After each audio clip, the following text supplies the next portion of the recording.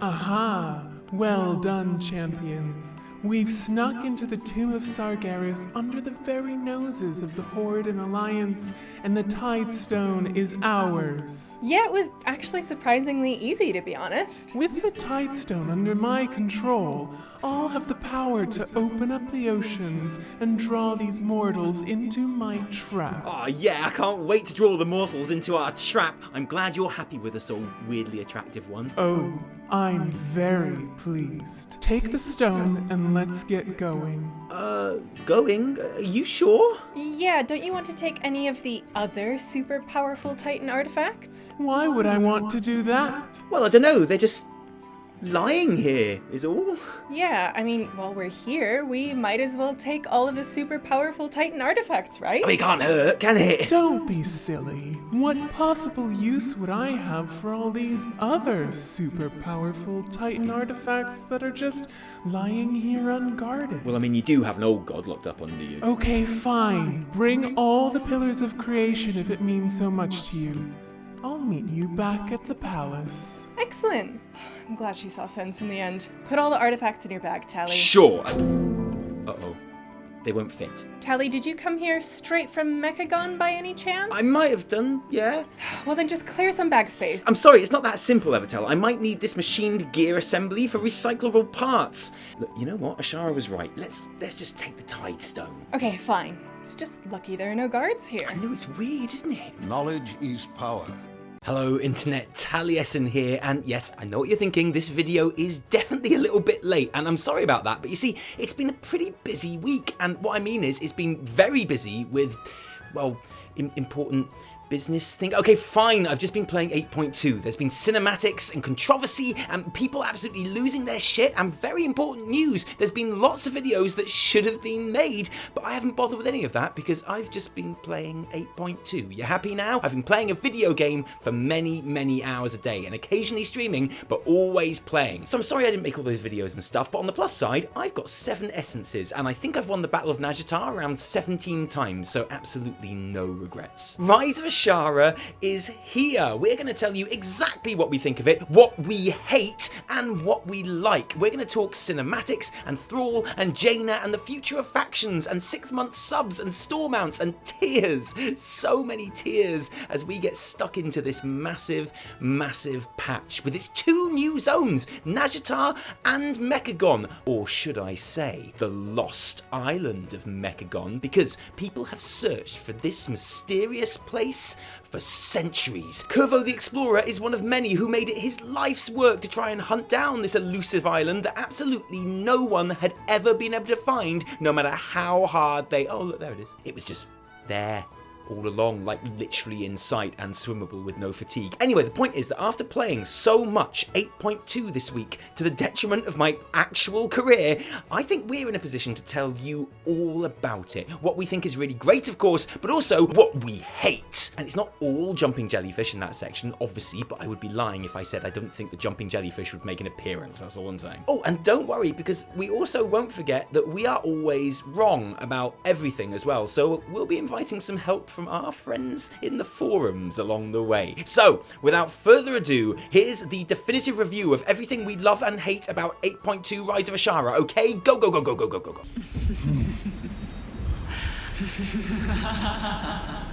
I feel busy. I know this sounds like such a stupid thing, but for the first time in a while, when I log into World of Warcraft, I feel like I've got a lot that I want to do when I get there. It sounds pretty basic and fundamental for an MMO, really, doesn't it? But yeah, that feeling is definitely back with 8.2. And logging into the patch to be greeted with an awesome new cinematic and then 3 new strands of gameplay over 2 new continents gave me that overwhelmed feeling that you get from the beginning of an expansion. So it's fair to say 8.2 started with a bang, or dare I say it, a roar. Wouldn't you agree, Internet? WoW Patch 8.2 arrives with a whimper, not a roar. Oh, what is Blizz doing with our sub money? Because it don't appear they're using it to make content. Right, okay, well no, that's a totally fair take, I guess.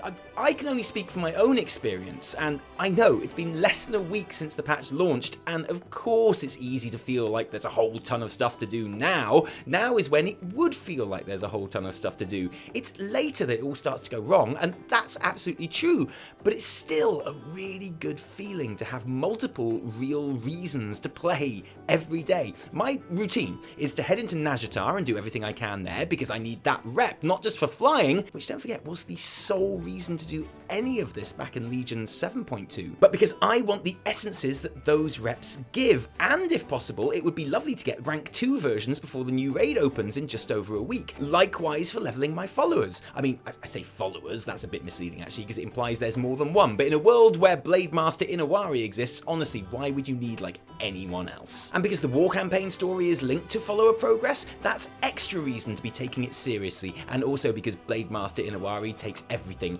very, very seriously, you know? Should I fall today, bury me where I die.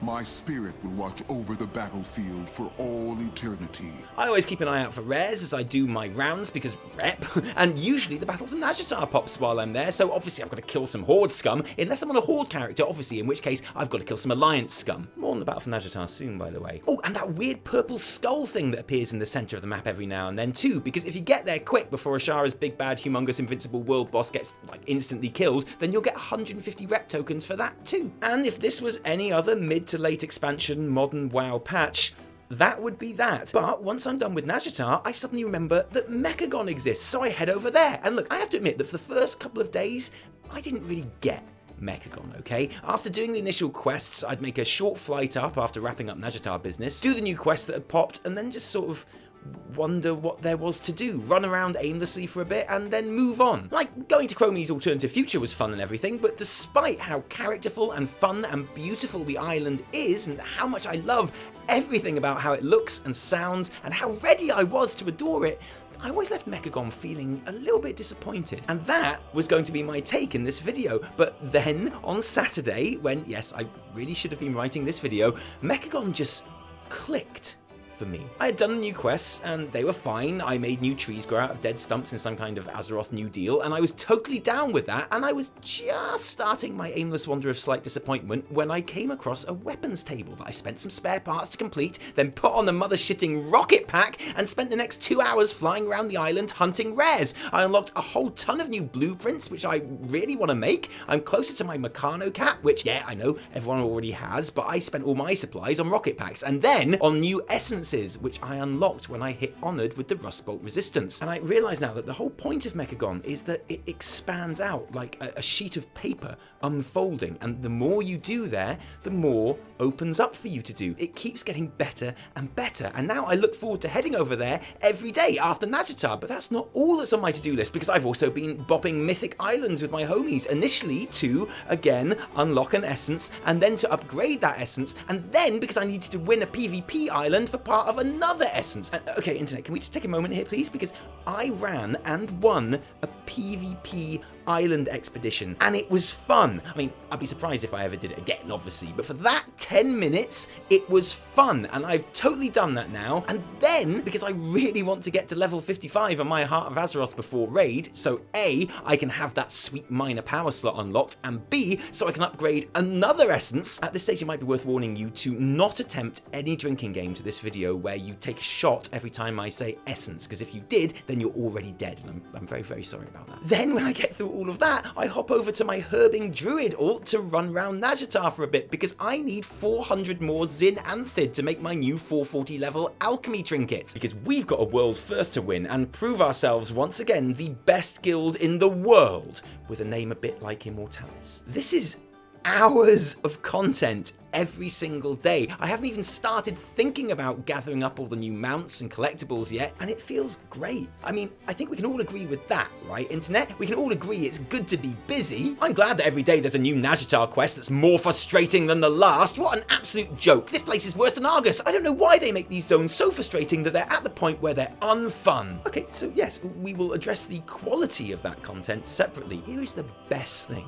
All of this stuff that I've been doing, all this hours of 8.2 that I've played instead of doing any proper work, since the patch went live, my item level has gone up by one item level higher after everything I've done, and I couldn't care less. In fact, I'm strangely glad. So that's my first big plus about 8.2, my most immediate and satisfying impression. Whatever you think of the content itself, there's loads of it to be doing, and there's a reason to be doing it, and I'm a big fan of that. But what about the content? How did Nazjatar and Mechagon rate? Nazjatar and Mechagon, the saviors of Battle for Azeroth, or more clusterfish zones packed with mobs and shitty world quests so we can grind to fly our mounts over content we've already completed? let's find out. First of all, let's get the obvious stuff out of the way. Both of these new zones look and feel amazing. I know we always say that every time there's any new content at all because it's the one universal truth about WoW that we can all agree on, but genuinely, Nazjatar in particular is something really special. There's a color palette being used here that is richer and more imaginative than I think any other we've ever seen. The new puddle and water effects are magical and vibrant, and the entire zone manages to feel alien and dangerous, but also incredibly sad.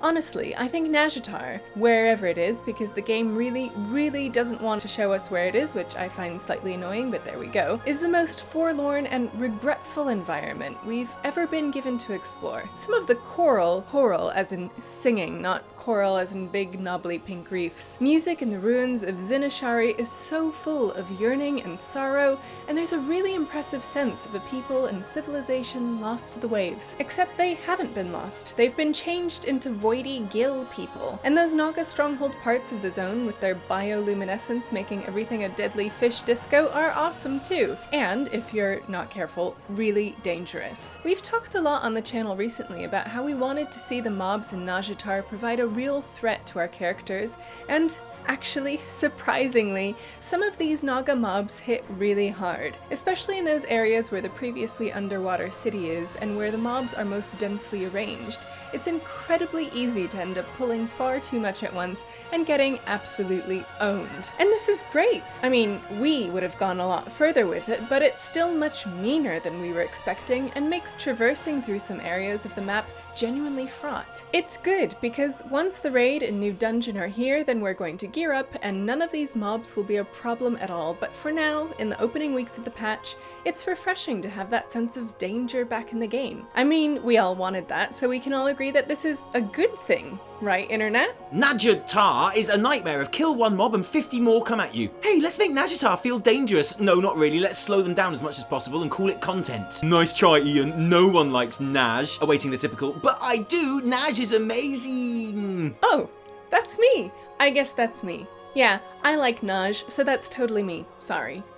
Wait, don't hate us, there's plenty that we don't like too. Right, Tally? Yeah, so it's all very well and good having lots of enemies everywhere and them hitting a bit harder than expected, but rip balance and feral druids who pull random yellow creatures and beasts from miles around every time they use any kind of ability at all. Like, the hostile mobs are enough, okay, Blizz? You did good work there, honestly, but do I really need to have everything on the continent with a shell coming for me every time I use Sunfire? And let's talk rares, okay, Blizz? Because, right, fair enough, I think you've generally done a good job there, especially on Mechagon, where the rewards aren't just collectibles, but the blueprints and parts you need to make the collectibles, and where often accessing or summoning the rare is a task in itself. But I'm not talking about Mechagon, right? I'm telling you what's shit about Nazjatar, and the Amethyst Shimmer Spine is not a rare elite, Blizz. Let's be frank. In no universe is getting all excited about a star appearing on your map and hurriedly getting your rare killing pants on only to discover a harmless crustacean the size of a small child's fist, going to make me feel like a badass baller champion of my faction, Blizz. First time I was thinking, oh, it'll probably get all big when it gets to like 30% health or something, that'd be cool, but no, actually it turns out I just murdered a snail. And then I felt bad, even if I did get 50 rep from it, which I admit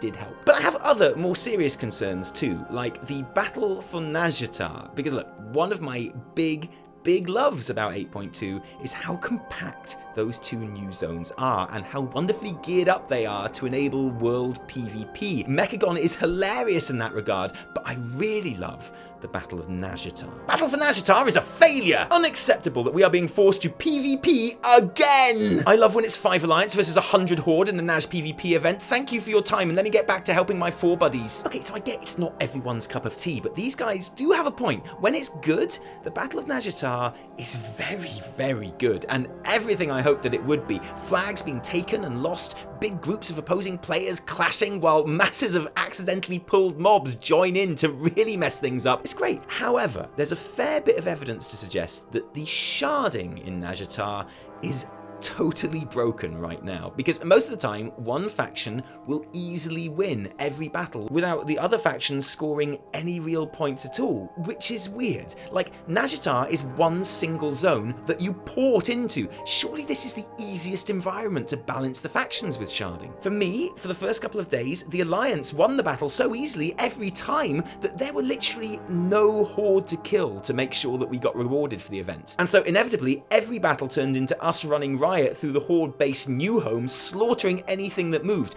I've killed Lorthamar about 20 times this weekend, and I feel terrible about that. But you know, boy needs his rewards, so sorry, daddy. Now, obviously, players have to take some responsibility as well. Obviously, if you find yourself on the losing side, even if it's close, it's just too tempting and too easy to hop to another shard where you're winning for the Rufflestump fun times. And that's only human, I get that, but it must really mess with the sharding and make it impossible to balance. And you feel Blizz should maybe look at how this system works in Nazjatar, because this should be brilliant. I've had members of my guild who had war mode turned off all expansion previously, but who turned it on to complete the Drowning the Horde quest, which rewards, guess what, an essence, and were thrilled by how much fun they had, and are now total war mode converts, and that's great. Sigh, PvP for the best PvE essence. I may as well quit till 9.0. So I'm being forced into PvP as a PvE player to get the best essences. Well done, Blizz. Clap slow claps, thumbs down. Yeah, no, it's great, okay? But seriously though, sort your sharding out, yeah, Blizz? And what about the quests themselves? The things we spend all our time doing when we're not camping the opposite faction base? Well, they're generally pretty good. At the moment, the combination of world quests, daily bounties, and follower missions are holding in Nazjatar, partly because we are all so keen to do them all, either because we need the reputation rewards for flying or new essences, or because we want to level up our bodyguards for new story quests. And when those story quests come, they're really good. The Bane rescue mission is a triumph. Surely that's something everyone can agree on. Reminds me of J.K. Rowling. Remember when Blizzard bragged about having real Ritters to do WoW's Stroy? Your here seems to be working, Olirit. Everything that is wrong with patch 8.2 lore-wise. Why is Jaina touching Thrall? Okay, not everyone. Sorry, wrong again. And the world quests are new enough so that they're still fun right now. I even really like the tricksy chest unlocking ones, to be honest. Yes, I am a girl, I play video games, and I'm saying I quite enjoy the line puzzle and the bejeweled chest missions. Hey, I even like the jumping jellyfish game. What can I say? After all, they're short and snappy and just a bit of variety, right? Please remove this quest from the game. What masochist designed this crap? Who seriously made the friggin' Runelock chest world quest in Nazjatar? No rep is worth that kind of masochistic torment. No! Shush! You're everything that's wrong with this game, and you're the reason Blizzard nerfed all of these missions within the first couple of days, so now my bejeweled unwind is over before it starts. Did you hear me? I said, you're what's wrong with this game. A very reasonable thing to say. Those missions where you have to pick up like 1,000 starfish or seaweed or whatever, those are kind of fun in the beginning because they get you out and exploring the new zone you've just arrived in, but those are gonna get old very fast. And those follower missions, already getting quite repetitive if, like me, you focus on one bodyguard at a time because you want them to be the meanest, most badass bodyguard there is before moving on to the next one. Like, do we really have to do the same killing the sad ghosts quest every day? And it makes me hope that more story does keep rolling out, because once we have all the rep we need in a couple of weeks, world quests aren't going to be the enjoyable content they are now. So here's hoping Blizz have something up their sleeve for this content going forward. And yeah, I mean in a couple of weeks. There are people in our guild with 9,000 Rust Bolt and 5,000 Nazjatar reputation. You'll see your first flyers late in week 2, I think. Same for the Mechagon quests. Right now we've had a different visitor to Rust Bolt every day with new quests, and it's been really great. But presumably at some point they'll start repeating too. True, Mechagon doesn't rely on the variety of its questing content as much because of the building and collectible nature, but having something that feels new there every day is still important. So although in general the story and daily content in 8.2 gets the T&E seal of approval, mostly because of how the rewards are so good we are very motivated to do it, I'm overall a bit anxious that there's enough here to hold till the end of the patch. So the zones, the music, the essences, as rewards for gameplay, if not the essences themselves, I think we're going to have to get into Season 3 to judge that. Mechagon's unravelling layers of involvement, the PvP shitfest, the story missions, and the general deluge of things to do and targets to hit, all scoring on our Shillboy Lovometer, sponsored by Blizzard. Balked Nazjatar sharding, some repetitive dailies, and a vague worry that there's not enough to keep us going months into the patch, making up the Actablizz "Do you guys not have phones? Worst patch ever" column. Overall, a tentative win. I say tentative because I'm trying to be above it all, but in all honesty, from my own experience of the last week, I honestly can't stop playing Rise of Azshara. I wake up looking forward to playing it, and I stay up late playing it. In fact, in between writing that last sentence and this one, I actually stopped working for an hour because I suddenly wanted to go and do a Mythic Plus with my guildies to practice using Ever Rising Tide, an essence which adds another really interesting layer of thought into a healing spec, which is already plenty complex and interesting. And now this video is going to be even later. I'm sorry about that. My guild is buzzing and full. Groups are forming all over the place to farm or find things. People are getting new mounts all the time, which is making me jealous because I don't really do that. And in just over 1 week, we have the new raid and a mythic mega dungeon, which is to all intents and purposes a 5-man raid in itself. Surely nothing can possibly spoil everyone's good mood right now. I mean, it would take something really stupid and bad to spoil this incredible goodwill, right? I mean, something really, really... Okay, look, I'm sorry, okay? If I had my way, then I wouldn't even talk about this because I feel like everything there is to say on this subject has already been said, or at least already written in angry caps lock tweets. I've already addressed this subject multiple times on this show, and I'm essentially going to repeat myself. So in an ideal world, this video would already be over, I'd be in Mechagon, and that would be that. But I know that if we don't mention it, people will go, "Huh, you didn't mention it." So, last week, mere hours after 8.2 launched and everyone was having great fun enjoying the new patch, except those of us who thought, wow, patch 8.2 arrives with a whimper, not a roar. Obviously they were doing something else. Blizzard added a new mount to the mount store, the Silverian Dreamer, and it's lovely, isn't it? It's all shiny and glowy and stuff. It's 19 British pounds, or your regional equivalent, just like it always is. Additionally, like the Dreadweight mount before it, it's also included with the 6-month subscription for subs taken up before the 1st of August, but also for anyone with an existing 6-month sub with a future renewal date.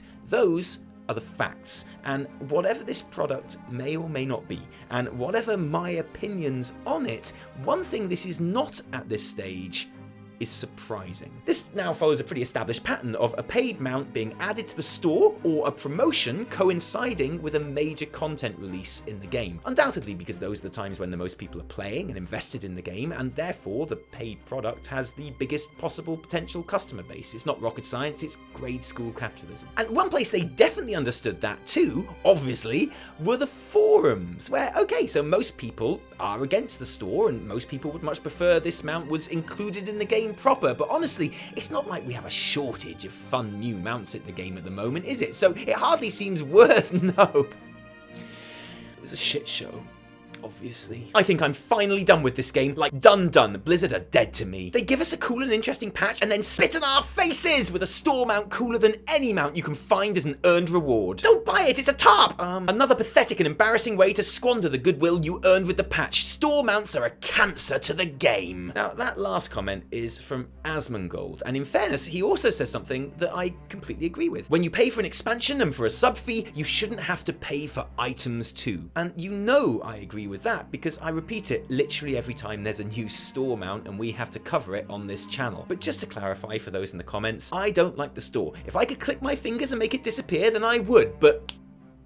Oh shit. Oh no, it's still there, I just sat on my mouse, sorry. The point is, I can't make it go away and Blizz aren't going to stop doing it. So I, as a consumer, have a choice to make. I have to decide if this outweighs or spoils my enjoyment of the game, in which case I will unsubscribe from the game and play some other MMO. Although if that's my moralistic standard, then quite frankly there sadly aren't really any other MMOs that I can play, let's be honest. But that wouldn't be unusual. There are plenty of products that I refuse to buy and companies that I refuse to support, because don't forget, as well as being the world's biggest corporate shill, I'm also basically a communist, because that's definitely two things that a person can be. Thank you, YouTube comments section. But maybe it is enough for you to unsub, in which case, seriously, more power to you. But here's the difference between me and Asman. Even though I think the shop is wrong for the exact same reasons that he does, and even though I'd get rid of it if I could, if you don't agree with me on that, I don't think you're wrong. I know plenty of people, grown-ass adult people with jobs and lives and houses, who love to be able to buy store mount for themselves or as in-game presents for their friends. And I know you don't want to hear this, but that's genuinely something that a lot of people like to do. And it's not because they've been tricked into it, because this is such a basic promotion technique that Blizzard probably read about it in a book written in the 1950s.